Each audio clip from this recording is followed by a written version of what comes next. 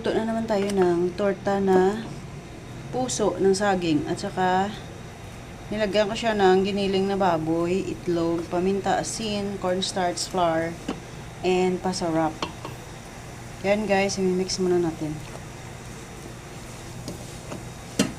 I-mix natin. Dami ang puso. Kay priska pa na guys. O diba? Priska pa yung puso natin galing sa uma. I-mix natin muna. I-mix. Kaya guys, tatartahin na natin.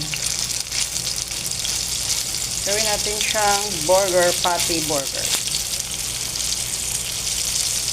Masarap pag bagong pitas yung puso ng saging.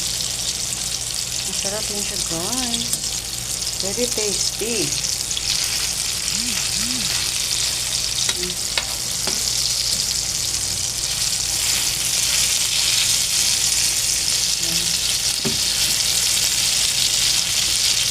Diba?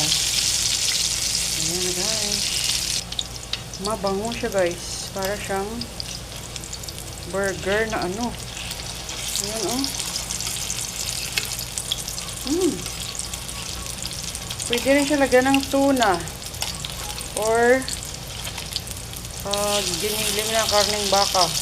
Baboy lang nilagay ko guys. Para iba naman kasi ng nakaraang araw. Nagginiling na baka kami.